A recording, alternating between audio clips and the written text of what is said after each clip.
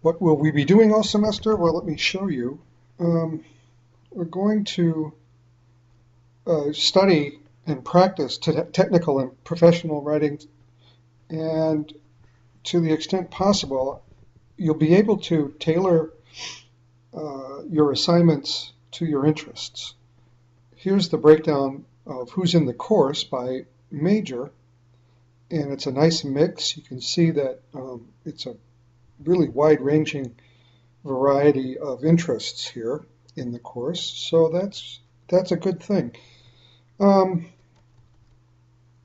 we're going to study and plan and research and design and develop technical communication documents for print and for digital distribution. So sometimes we'll be thinking about printed works, sometimes we'll be thinking about works that you will design for, for the web. As you can see right here, it's writing intensive, and that means you'll be writing a lot and every week.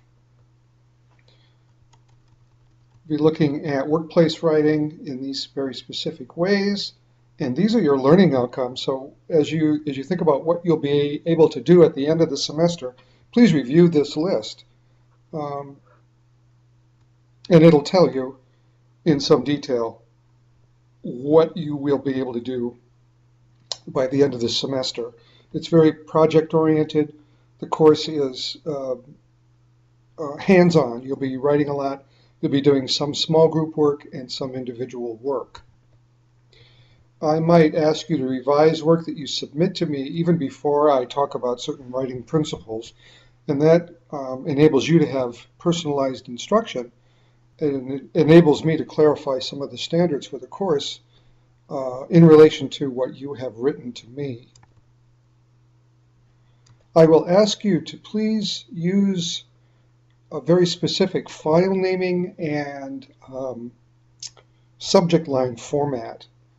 This is absolutely required. I ask you to please include your name and 3562W in the assignment name, not only on email subject lines, but on attached file names every time. And that way I'll be able to find your work easily. You will need 12 hours a week because this is a 4-credit course, and we look at about 3 hours per credit, and I break it down in this graphic here. So please read this carefully, and you'll have a good sense of expectations for the course. The course textbook is here, and you should have that right away. The course is connectivist in nature, and what I mean by that is that I'll ask you to connect with each other and with people outside of the course in order to deepen your understanding of the course materials. Please review this material. You'll see the cycle of learning here. I'm going to make you aware of connectivist ideas, and then we'll practice ways of looking up information, finding content on your own so you can personalize your instruction, and also develop skills for lifelong learning. I refer to everyone in the class as a participant rather than as students. We're all teaching and learning together. I'll ask you to demonstrate what you've learned by teaching others about that. When you look at the course model, each week consists of overview and learning objectives, which is how to approach the course in the week. We'll have sessions in which you will do work that more traditionally we would do in a classroom setting, where I might have a presentation, you might do some small group discussion work, or we might have a back and forth conversation, and that will be done in sessions each week. And then you'll have, of course, homework assignments, readings, short assignments, videos to watch, and then project work as well. Please sign up for Google Plus if you haven't already done that. You'll need to access some Google apps for education, and I may have you do some Google Hangouts as well. And so Google Plus is required. This you can read. I won't belabor that. let me ask you right away at the end, by the end of this week, you should have signed up for a time to meet with me one-on-one to get acquainted, to discuss your specific interests, your concerns about writing, questions you might have about the course.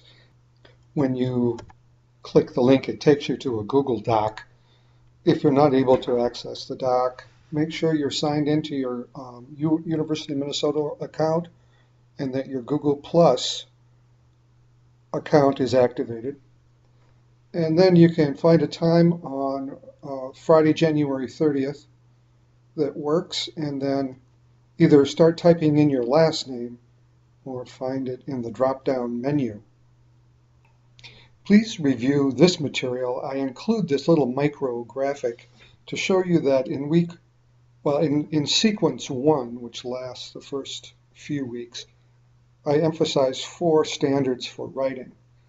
And then in sequence 2, I add to those 4 3 more. In sequence 3, the same standards apply plus some new ones.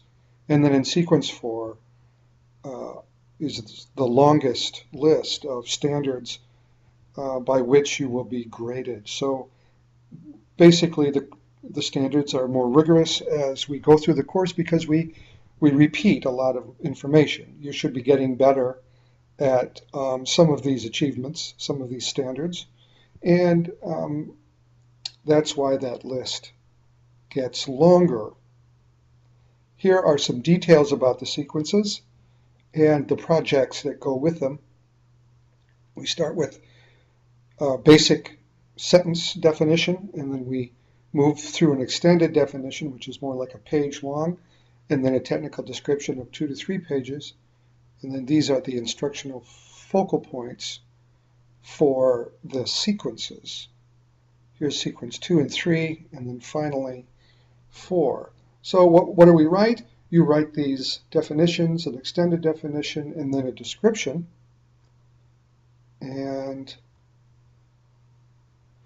then we get into sequence 2 of a proposal and analytical report, and then procedures or instructions, and finally a multimodal technical presentation. Focus is a big deal for this course. Please review this graphic. I emphasize the importance of achieving focus in all of your writing, and we'll discuss this at length. Here are some more expectations. Please become familiar with these. It will come in handy. This is a bit of a contract, isn't it? The syllabus says, I will give you a grade in return for your work, and I will evaluate your work according to standards that you need to be aware of. And these expectations are some of those standards. You will avoid confusion later if you're familiar with these expectations early in the semester. It's a writing intensive course, and so you can see that writing is comprehensively integrated into the course.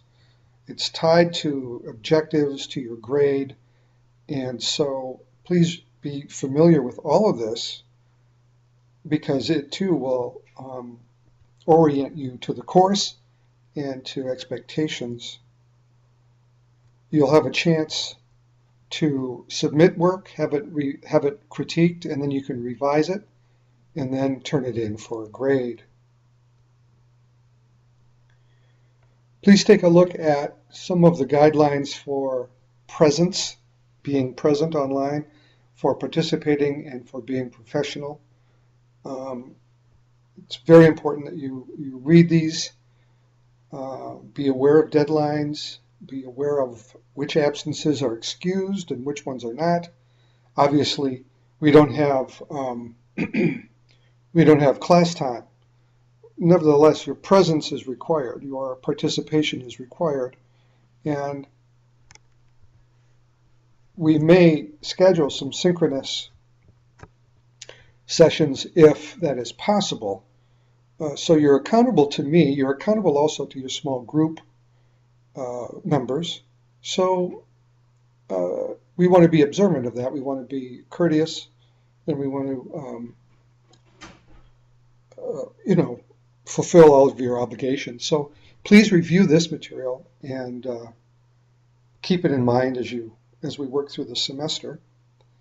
Here's a way for you to self-evaluate your work. If you're writing something and you're not quite sure whether or not it's satisfactory, you might have somebody read it and then read your draft and then look at these criteria and provide you with a little bit of quantitative and qualitative feedback.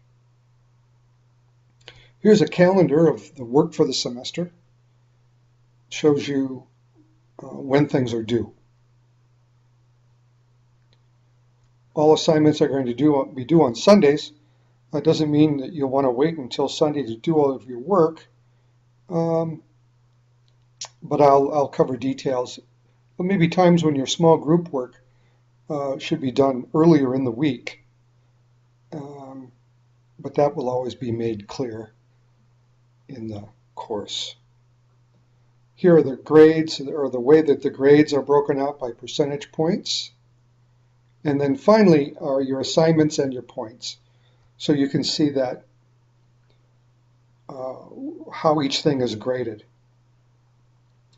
This supersedes what I wrote in some of the other areas. There were a couple of places where I said that a sequence was worth 20%. If you look back up here, presentation 20%, I'm going to have to revise that because